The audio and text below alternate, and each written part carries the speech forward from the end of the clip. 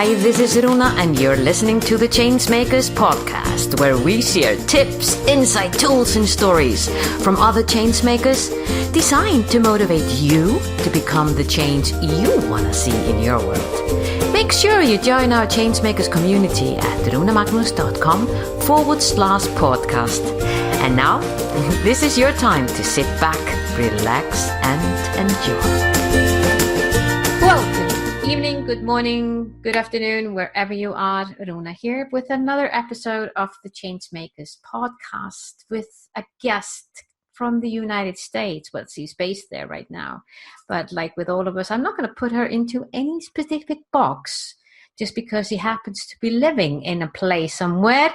She is Gjikondi, and she's the Director, Executive Education and Leadership Coaching. She's the Director, Executive Education and Leadership Coaching Center for Excellence in Public Leadership at George Washington University. I hope I did that right. Oh, you did it perfect. You know, you pronounced my last name perfectly. I think it must be the European thing, but no boxes there either, right? Thank you. I kind of like got a little sweat when I thought, I hope I'm saying that correctly. Mm-hmm. To the listeners, I have to tell you one thing about Ina, which is so really caught my attention, and that is what she's been doing when it comes to helping people, when it comes to the leadership and an embodiment of leadership. I just thought, when I just heard that word, I thought, wow, that sounds to me like so holistic. It sounds to me like that it's so something that is like 360. It's like, oh yeah, there were so many things that came up in my mind when I just heard that word. And I thought, I have to get her on our podcast to know more. So welcome, Ina, to the Changemakers podcast. Thank you, Runa. And what a fascinating work that you're doing, bringing people from all over the world to talk about change, that it's happening in the world and it's happening through people. That's and the stories that the people bring, I think they're fascinating and worthy to have conversations. So I can tell you a little bit about the embodiment journey and what I call whole person leadership, and what we call it at GW, the whole person leadership.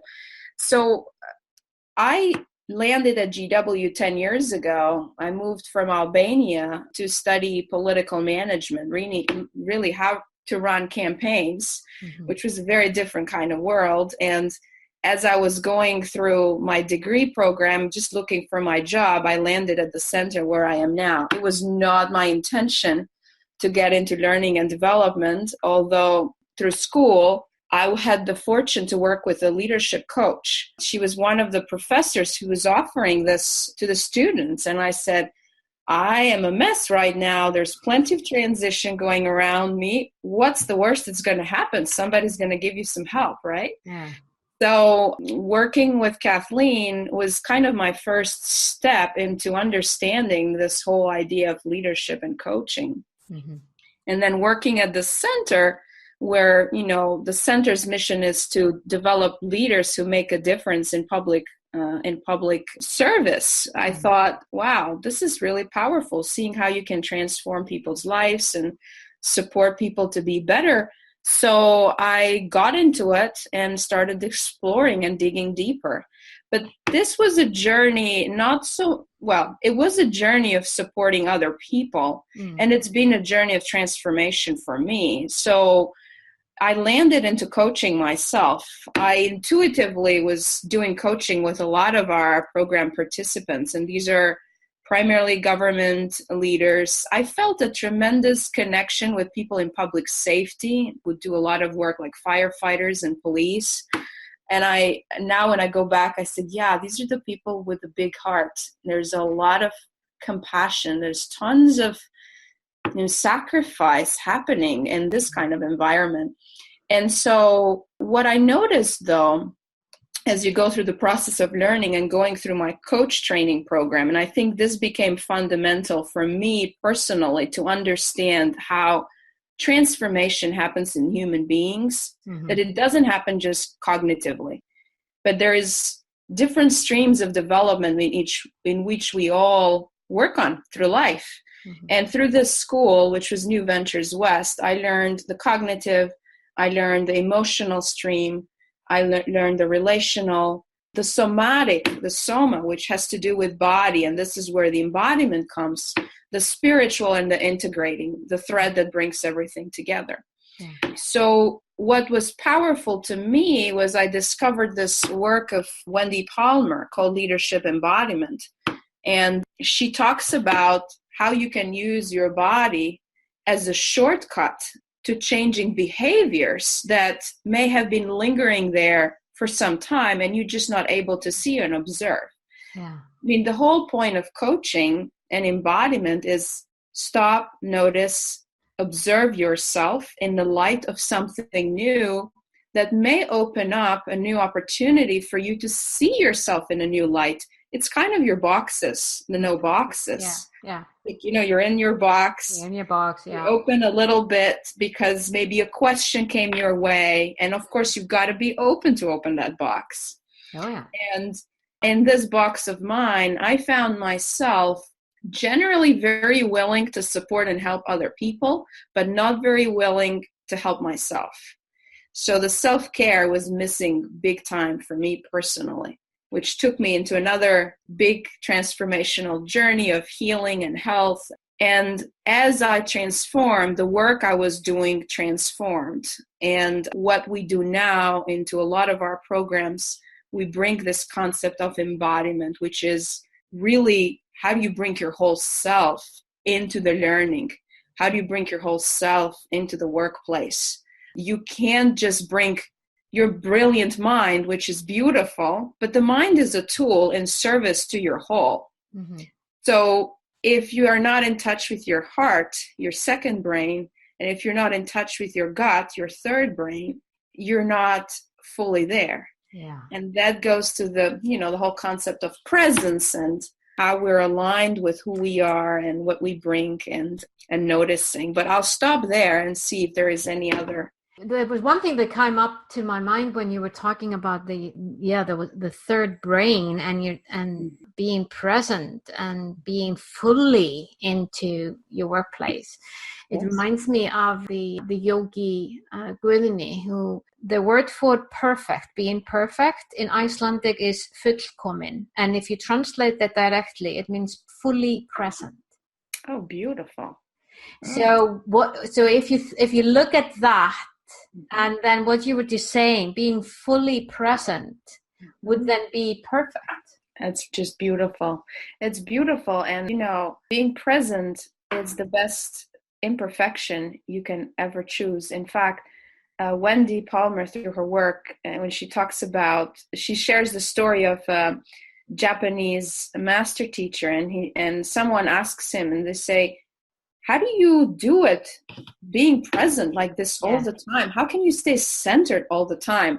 And he says, oh, no, he said, I don't stay centered all the time. I just recover so fast nobody notices it. Yeah. So, it's all about the noticing. Yeah. And if you can, then you can quickly self-correct. Yeah. And when you self-correct, you can self-generate. Yeah. And this is how you build excellence, So I think it's whatever works for people. And for me, I've come to realize that it's really it's not so much the body itself, it's energy. What we do when we shift energy.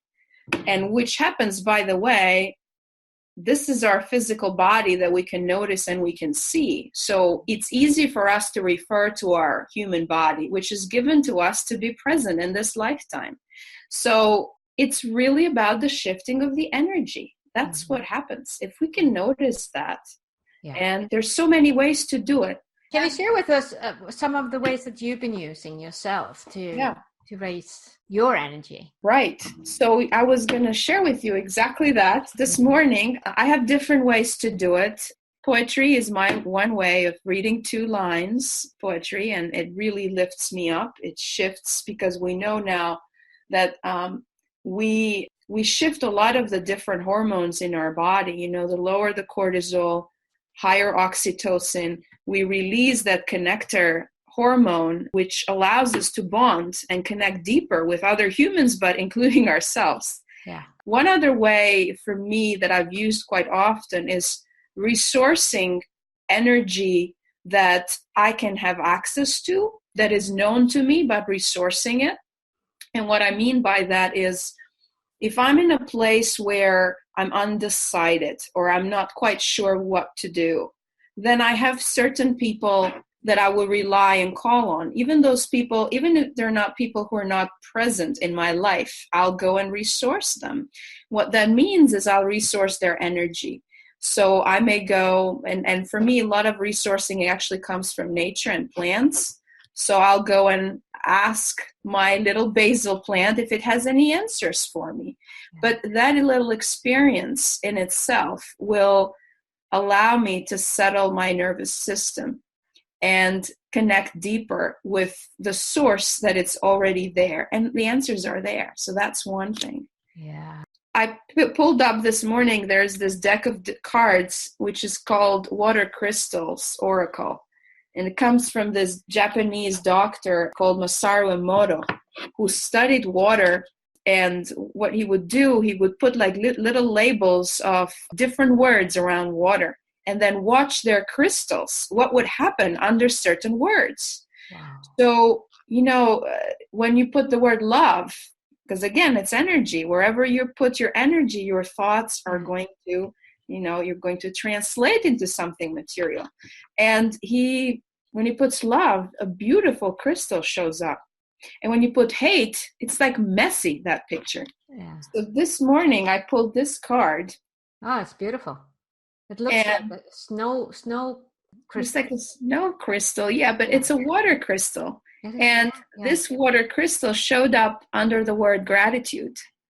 So I said, this is going to be my choice. As I am in Runa's show, I'm going to show gratitude. Gratitude for your work, for all the people who've supported and co-created, and gratitude for everything that it's happening right now. Wow. So, these are ways. Other ways that I have, it's a very simple practice, in fact, that is taught through Wendy's work in leadership embodiment, which is a centering practice. And we can do it together real quick. Yeah, let's do it. If we just kind of sit nicely in the chair. Yep. We uplift our spine and lengthen. This gives us that nice opportunity to have big picture thinking. And inhale up. Exhale. We'll do another inhale up, and then we expand our fingers and keep our hands a little open to the side. So inhale up, expand, and as we settle, we think of someone or something that makes us smile, that positive anchor that allows us to come to that place of gratitude. And we'll do it one more time. Inhale up, expand, think of someone or something that makes you smile and settle. So someone or something, I said I have nature. And for me, I call on my different nature flowers. Right now in my head was the mimosa, the yellow European mimosa. Yeah. And when I think of it, it just gives me this, it takes me back to my childhood in Albania. And gratitude for teachers, actually, because we give mimosa on Teachers' Day. And so many teachers that are around us that we don't always recognize, just like the mimosa tree is a teacher, So. Oh, that is so beautiful, Ina. What I'm feeling, both doing this exercise with you and listening to what you're saying, it really does calm you down. Mm-hmm. I mean, I witnessed that the minute I'm doing that, not just the breathing exercise that it does, but what you're saying, noticing what you already have, noticing the good memories that you have, right, and raise your vibrancy and raise your energy to that place that gives you that fulfillment and that gives you that feeling that you're in your flow and everything is going to be okay. Exactly. Yeah, you're your biggest resource, and your body is your best guide. See it, we can access it, and if we could only settle into that, and that's the big thing these days with uncertainty. How do you manage an uncertain world? Things are going to be uncertain. Yeah. And we have access to pay attention to what we want to pay attention, including past, present, and future. Yeah. And this is what Einstein said, when he was talking about the whole theory of timelessness, and people thought he was crazy, but he said we could have access to past, present, and future because if we choose to, we can pull threads from wherever we are. We have that capacity, and we have a capacity of free will. So we co-create our future. So yeah, we do. Yeah, we do. Wow. And I can just, as I'm sitting here, Ina, I can just see how valuable and how vitally important it is for us, every single one of us, to tap into that leadership, that whole embodiment of leadership, and pay attention to what we can do all for ourselves. Oh, thank you, Ina. We'll be putting more information in our show notes about Ina, how you can reach out to her at the George Washington University. And thank you, Gina, for being such a beautiful guest in the Changemakers podcast. Well, thank you, Runa, for the invitation. I enjoyed spending this little time with you. It's going to stay in my heart for the day. And I look forward to more opportunities for co-creation. Yeah. Ooh, I'm with you.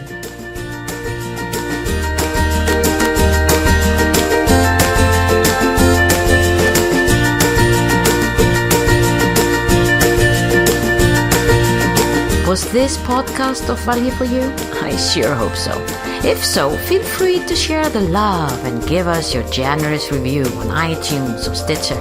And remember that you can always go to runamagnus.com to find out more about the Changemakers and how we can help you drive the change you want to see in your world.